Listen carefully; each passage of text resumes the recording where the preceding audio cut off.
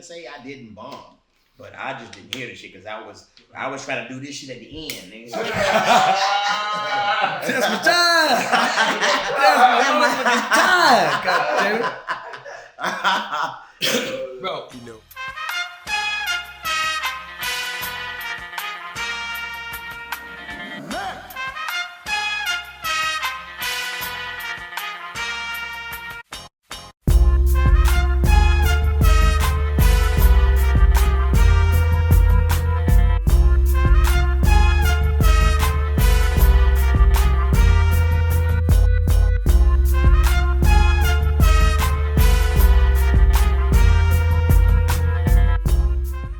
Ladies and gentlemen, as I promised you, we are back, and I told you that he would hang around. He had more banana questions to ask. Yeah. He actually told me he had a character he was going to take on. He's going to dress up like asparagus. Asparagus, yeah. And then before that, he said he was going to dress up cucumber. And prior to that, he said he was going to dress up like a grape. Yeah, a grape. Grape. But it's going to be a nigga grape. A nigga grape. You know, some of them spoiled. Some of them bitches didn't turn into a raisin. You know, just. But I'm gonna be a grape, nigga. I'm gonna be a grape. I'm gonna be a grape. Hey man, social media, it has become a double-edged sword. Mm-hmm. Unfortunately, you have been able to navigate around it. Yeah. How are you using social media when it's so important to get booked now? You know what? Like, I have this thing called the Cereal Bowl Chronicles. You've seen it, like y'all seen it, man. It's starting to take off. And just doing different skits, man, and just coming on, man, and being consistent, being persistent and consistent. Because believe it or not, social media is now a job now, believe it or not, for us. We have to be on there to become and remain relevant. And hope that someone will, like, pick up on your content, and they send it to the right person, and that right person send it to their people, and you snowball. You just pretty much gambling and trying to get picked up by the social media world, and that's right. And again, it's not about being funny in person. It's about those goddamn numbers. So you gotta make the right people happy. Yeah, that's true. I saw you do some shit on stage. I still ain't seen nobody else do that before. I saw you throw your body off the stage. Mm-hmm. You sure with nobody behind me? That's happened plenty of times. I'm gonna tell you, I'm gonna take you back again. Oh yeah. You had a bit about Kirk Franklin. Uh-huh. Oh hell no. I know my history, people. Oh my God. You had, and it was a killer. Uh-huh. I can't remember the details, but I remember you would fall off the stage. Right. And he's still on the ground talking. The audience can't see him because he's on the stage. And he off the stage killing. I said, oh my gosh. Where the fuck that come from? Hey man, I was still talking because I was sore. I talk instead of holler, nigga. So because if I holler, it get a joke away, niggas. I just kept, All right. Now this is why I always like to ask comments when I have me. Worst set you ever had? How did it start? How did it feel? How did the overall bomb affect you? You know what? I'm gonna be honest with you. Let's be honest about it. Let's be honest. I can't even think of the worst set I ever had. You know why? Because I entertain me.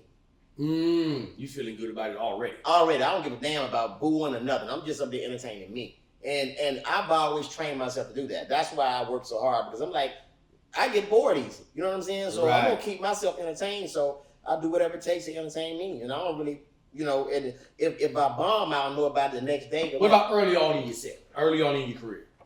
Still the same thing. Still the same. You just always had that. No, I'm not saying I didn't bomb. Right. I just didn't know it. I'm just doing some shit. You know what I'm saying? I'm enjoying me. I'm like, fuck y'all. I'm here. I'm gonna do this. You know what I'm saying? I didn't say I didn't bomb. I didn't know it. Right. After the show, I got tomatoes, carburetors, nigga throwing whole people up there at me. I ain't give a fuck. I'm just doing what I do. He said he don't know. One time, a nigga threw a baby at me. I'm like, God damn. So yeah. That's how I do my shit, man. I'm entertaining me. Oh, bro. If that makes sense. No, it makes sense. It makes sense. I remember one night I wanted to perform, and I used to do this club in Vegas called the Square Apple. I heard of it. Square Apple, and this guy named Tony something. He had to be in the mall. Mm-hmm. He drove an STS. Mm-hmm. He always had a suit on. Right. Never got a tie on, but he Right. You letting you know he got killed. He'll kill you. The club would have gangsters there. You know what I mean? Like his old school, like his Italian guys. Right. Excuse me, Sicilian guys. It was Sicilian. So this one particular night, nobody was there, bro. And I got a thing. When I leave out the house and I put on some clothes to go do some comedy, somebody gonna hear what the fuck is in my head. I don't care who's in the audience. Right. They'll hear me out. So there's probably about 10 people in there. And then that 10 started to trickle out. I was like, well, shit, they're not here for the show either. So Tony he said, kid, listen, you're gonna have to wrap it up. We're not gonna do anything this week. We don't have enough people to get it done. So we just come back next week because, clearly the crowd, there's nobody in here, kid. Right. Just get out of here. Yeah. We'll come back next week. I said, no, man. I said, there's still got people here. you told him. I told Tony, I said, still people here. After he sounded like that. He said, kid, listen. And you still here? There's still people over there. There's one and there's two people.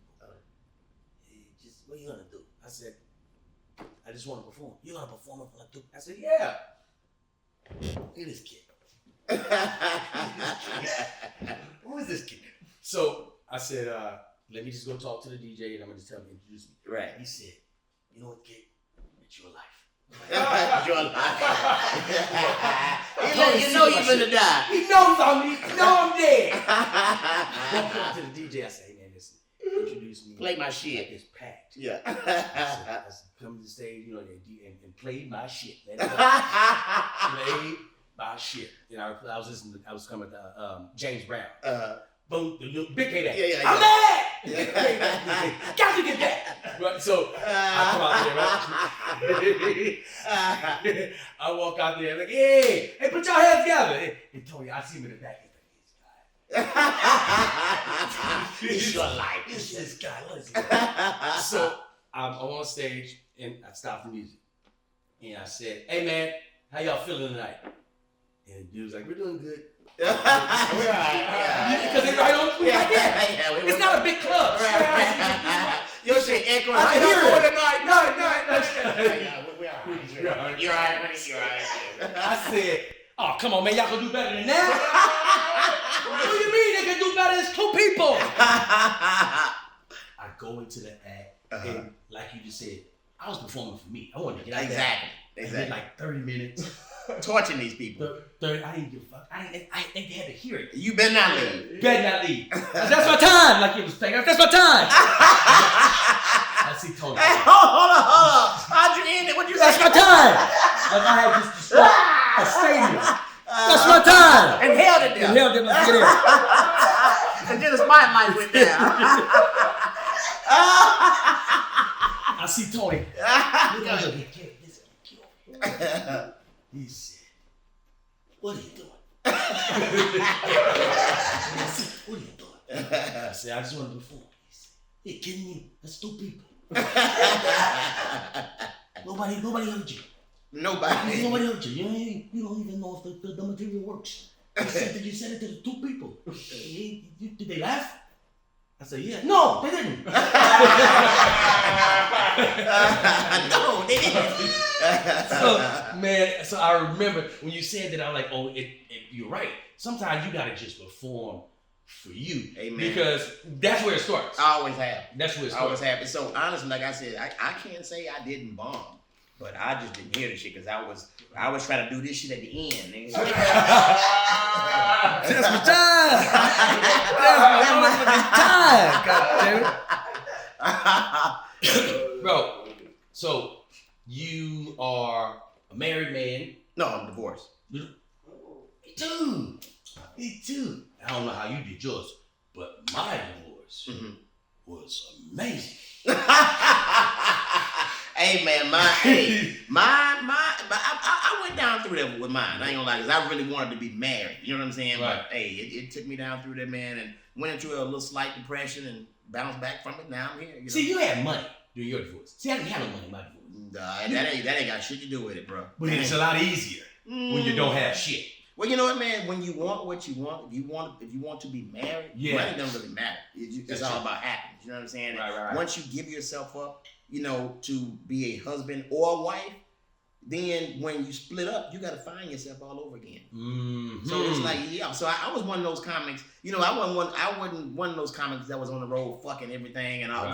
nigga, I had my wife. I was cool. You know what I'm saying? And when that shit, you know, went south, that like took me down through that. Nobody knew it because you know, of course, the show must go on. Right. But dude, that took me down through that. But now you know you heal from it and you keep it moving, man. Bro, you absolutely right. Because I remember my transition. When I like me and my ex-wife. The transition is horrible, bro. If you and I mean all of the shit you see women do publicly, crying and all that shit, you do that shit 3 o'clock in the morning, late at night. Niggas just don't see it. Niggas don't see it. I'm a realist, you know what I'm saying? So I went through all that, bro. The depression, all that. And like I said, but once you heal, you good, man. But you gotta heal. You just can't come in and just start fucking bitches and moving. No, that's not you gotta sit in it. Yeah, you gotta sit in it. And then once you sit in it and heal, you be like, now I can do that.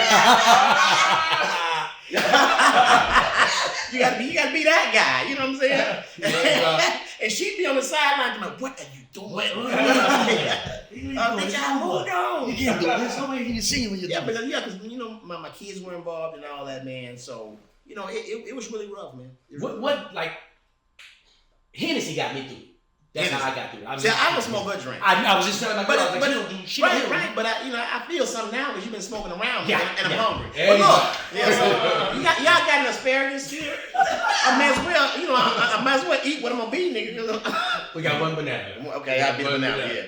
Man, that transition we were talking about, man, it is hard because nobody really thinks about our darkness. Nobody thinks about it. Because see, one thing about it, man, we are natural healers. We're gonna go and do our show. People gonna come to our show and they're gonna get therapy from us. They're gonna leave. They're gonna be like, okay, I got that shit out of my mind, this and that. I'm good. I got a good laugh. Let me go home and get myself together, whatever. You know, this comic made me happy. I ain't thinking about none of that shit.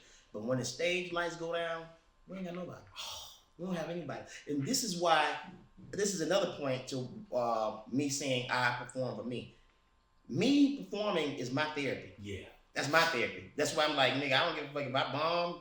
I ain't gonna know it. I'm handling me. This is my therapy. That's why, of course, you heard people say, man, Steve Brown stay on stage too long. Nigga, I'm sick. I need this therapy. So, you know, I'm getting it, man. So, and it's a beautiful thing, man. It's a beautiful thing. So, yeah. But I always look at it like it is therapy. When I was going through my divorce, man, I was going on stage and killing. Hardest. Killing. I was killing my hardest.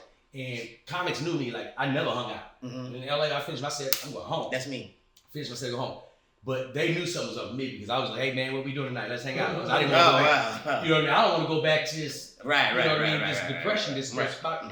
Because I was sitting in my car, man, afterwards, man. And then I had to move into a halfway house for men. Mm-hmm. And I'm just like depressed. I'm like, God, man, why? Oh my God.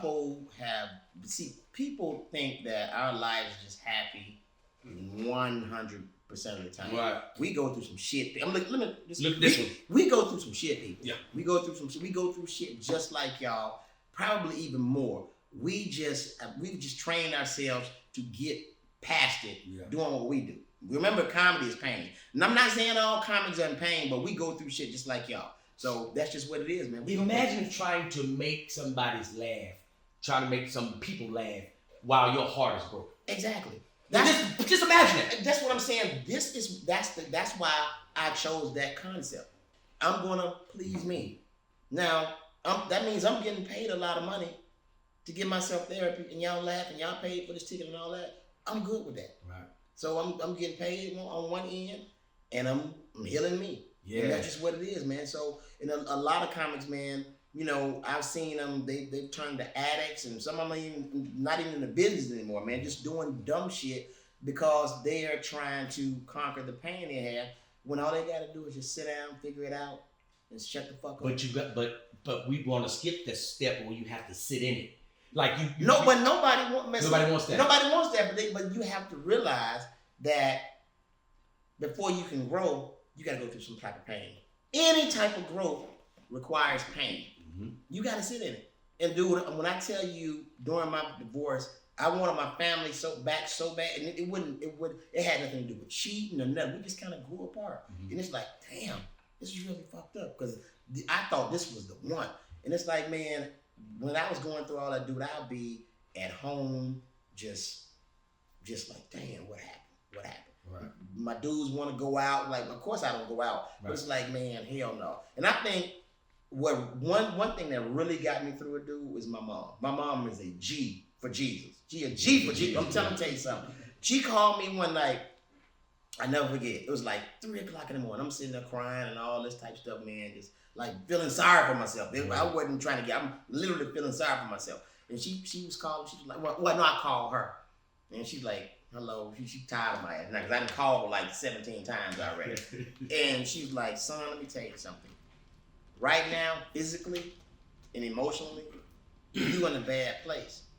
But spiritually, you in the best place you ever want to be because you can't talk to nobody but God. And hung up on my ass. I couldn't do nothing but pray. That pray and I like it's like it became a part of me. Every morning, 3:30, 4 o'clock, I get up and I pray. It just became a part of me and still do it to this time, to this day. And that alone helped me get through all that shit. When I tell you, man, it was bad, bro. Yeah. It was bad. Bro, it's crazy that people be having these same stories, and I'm sure it's a lot of people that's watching that share the same story. But I jumped on my mom after that. Now I did. I went to visit and I jumped on her. I did. I beat my mama's ass. Hey man, Steve country like me. One time. See, some people don't know what jumped on my mama means. Yeah. See, but let me say, people don't understand. People don't understand. These northern motherfuckers. Yeah. I love you to death. Right. They'll say beat up or some shit like that. Right. Down south, it's jumped on. Yeah, somebody jumped on Jesse earlier. Right. Now, when you getting beat up, you got a chance possibly to get a lucky swing in, and now it's a fight. Right. Jumped on, that means you done. You done. It ain't shit you can do. You can't come back from You can't come back from jump on. And when somebody call you from the club and say, hey man, come down here. They jumping on me. Right. Like, don't go, because the nigga already lost. Yeah, you lost. Yeah, go pick him up. Yeah, I'll come pick you up after. Let the nigga finish. Yeah, finish jumping on you. Yeah, let him finish jumping on you. So that's some It is something, because my folks from Louisiana, when I was going through my divorce, I called my auntie, May, and she said the coldest shit to me, and I thought it was rude as fuck, but it made sense. She said, I called her a couple of times, I didn't have nobody to really lean on. Right. And this second time I was out, she ain't never heard me cry. I was like, she don't want me. What? She don't want me. Who don't want you? She told you that? Yeah. Okay, well listen to her. Listen to her. She told me first. I was gonna tell you, but she got to it first. Hey man, look, this has been another episode, bro. This hour flew by so fast. If y'all, it was an hour. Yeah, this whole thing was an wow. hour. Go over and check out the episode with Steve Brown. When Steve Brown is in your city, ladies and gentlemen, trust me, I've never steered you wrong. That ticket is worth it. Fellas, take your lady out and go watch this man destroy the whole damn building for an hour. You're gonna walk out there with an uplifted spirit. Steve, brother, appreciate it, man. Thank you, brother. I appreciate you. Steve Brown, Patreon. We did it just for y'all. That is. Yeah.